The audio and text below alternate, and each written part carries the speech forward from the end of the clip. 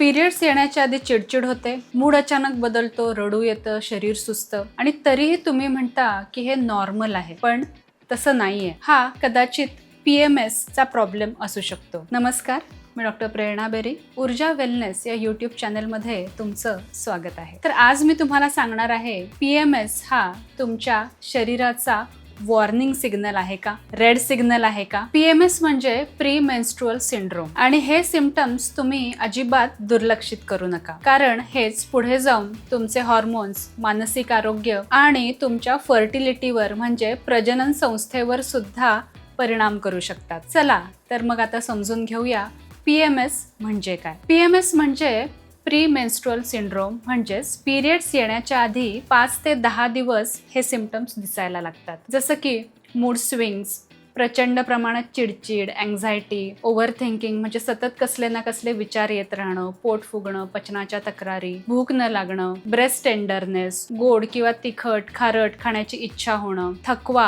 आणि काहीही करण्याची इच्छा न होणं. आणि हे सगळं का होतं तर इस्ट्रोजन आणि प्रोजेस्ट्रॉन हॉर्मोनमध्ये जे काही बदल होतात, इम्बॅलन्स होतात, त्यामुळे हे होतं. रिसर्च सांगतो की 70 ते 80% महिलांमध्ये PMS हा दिसून येतो आणि 20 ते 30% महिलांमध्ये हा त्रास खूप जास्त प्रमाणामध्ये असतो. आता सगळ्यात महत्त्वाचं म्हणजे PMS तुम्ही दुर्लक्षित करू नका, कारण बऱ्याचदा असं वाटतं की पिरियड्सच्या आधी हे तुम्हाला काही ना काही सिम्पटम्स हे येणारच आहेत, पण तसं नाहीये. तुम्ही दर महिन्याला हा त्रास सहन करताय आणि हा त्रास जसा जसा वाढेल तसे त्याचे शरीरावर अनेक वेगवेगळे परिणाम हे होऊ शकतात. PMS समजा तुम्ही दुर्लक्षित केलं तर हॉर्मोनल इम्बॅलन्स हा वाढणार आहे, मेंटल स्ट्रेस, अँझायटी सुद्धा वाढणार आहे, डिप्रेशन वाढणार आहे, नातेसंबंधांवर सुद्धा परिणाम होणार आहे आणि तुमच्या रोजच्या कामांवर सुद्धा परिणाम ह्याचा दिसून येणार आहे. जर का हे लॉंग टर्म मध्ये राहिलं तर PCOS, थायरॉइड आणि असे अजून बरेच शारीरिक मानसिक परिणाम हे तुम्हाला दिसणार आहेत. प्री मेन्स्ट्रुअल सिंड्रोम हा समजा वाढला तर तुम्हाला सिव्हिअर मूड डिसऑर्डर दिसून येईल, depression, panic attacks, hormonal imbalance हा मोठ्या प्रमाणावर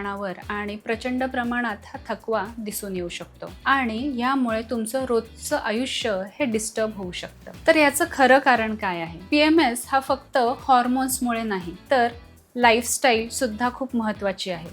म्हणजेच हॉर्मोनल इम्बॅलन्स, सिरोटोनिन हे कमी होणं, झोप नीट न होणं, जास्त प्रमाणात स्ट्रेस, त्याचप्रमाणे जंक फूड, बाहेरचं जास्त खाणं, शुगर इंटेक हा जास्त आणि एक्सरसाइजचा अभाव, यामुळे सुद्धा PMS हा वाढू शकतो. जर तुमची लाईफस्टाईल चुकीची आहे आणि तुम्ही PMS साठी औषधं घेत असाल तरीही त्याचा फायदा तुम्हाला पूर्णपणे मिळणार नाही, कारण PMS साठी तुम्हाला 360 डिग्रीज काम करणं हे गरजेचं आहे. मग यासाठी तुम्हाला औषधं, आयुर्वेदिक औषधं, पंचकर्म, लाईफस्टाईल चेंजेस केले पाहिजे, तरच तुम्हाला त्याचा योग्य फायदा मिळू शकतो. आयुर्वेदानुसार PMS म्हणजे वात पित्ताचं इम्बॅलन्स झालेला असतो. वात वाढला की अँझायटी, मूड स्विंग्स हे होतात, पित्त वाढलं की राग, चिडचिड ह्या गोष्टी होतात आणि कफदोष बिघडला की तुमच्या पचनावर त्याचा परिणाम होतो. आणि याचं मूळ कारण आहे तुमचा अग्नी हा व्यवस्थित नसणं, आमाचं साचणं आणि आर्तवह स्त्रोतसामध्ये काहीतरी अडथळा निर्माण होणं. यामुळे ट्रीटमेंट करताना तुमच्या पूर्ण शरीराचा विचार हा केला पाहिजे. एक छोटी केस स्टडी सांगते. एक पेशंट,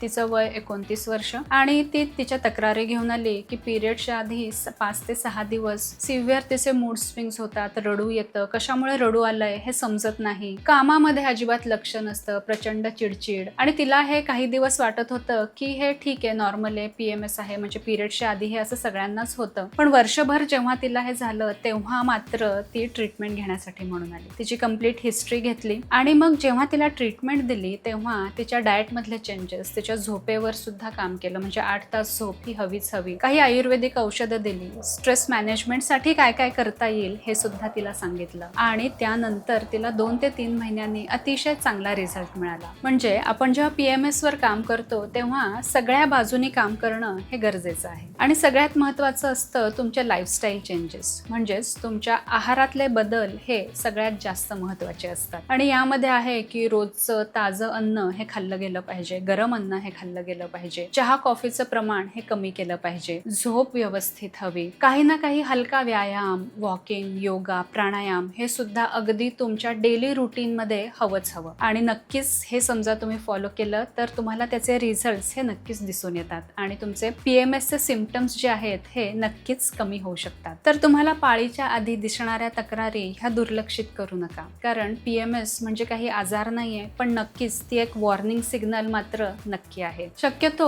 बायकांचं आणि मुलींचं हे कसं असतं की आपला त्रास जो आहे हा खूप वाढल्याशिवाय त्यावर काही उपायच करत नाही. आणि हा व्हिडिओ करण्यामागे हाच उद्देश आहे की तुमच्यामध्ये तो अवेअरनेस हा क्रिएट झाला पाहिजे की आपल्याला जे काही त्रास होत आहेत याबद्दल जागरूकता असणं हे खूप गरजेचं आहे. जनरल एक वाक्य सांगते तुम्हाला की हा मला एक नॉर्मल त्रास होतोय, म्हणजे त्रास होत असतो आणि तो नॉर्मल आहे असं कन्सिडर करूनच चाललेलं असतं. म्हणजे हे पिरियड्सच्या आधी तुम्हाला पोटात दुखणार आहे किंवा आता जे काही सगळे सिम्पटम्स सांगितले ते होणारच आहेत आणि पिरियड्सच्या वेळी सुद्धा तुम्हाला पोटात दुखणार आहे ह्या गोष्टी आपण कन्सिडर करून चाललेलो असतो. तर कृपया आपण असं न करता आपल्याला जे काही त्रास होत आहेत त्याबद्दल अधिक माहिती घेणं हे गरजेचं आहे. आणि समजा आजूबाजूच्या सगळ्याच आपल्या मैत्रिणींना तो त्रास होत असेल तर त्याबद्दल काहीतरी उपचार घेणं किंवा त्याची योग्य माहिती घेऊन त्यावर काम करणं हे खूप जास्त गरजेचं आहे. त्यामुळे PMSचे जे काही तुम्हाला त्रास असतील ते नक्कीच दुर्लक्षित करू नका. त्यावर योग्य तो डॉक्टरांचा सल्ला घ्या. तुम्हाला हा व्हिडिओ उपयोगी वाटत असेल तर आपल्या मैत्रिणींना नक्की पाठवा. त्यांनाही याचा खूप चांगला फायदा होईल.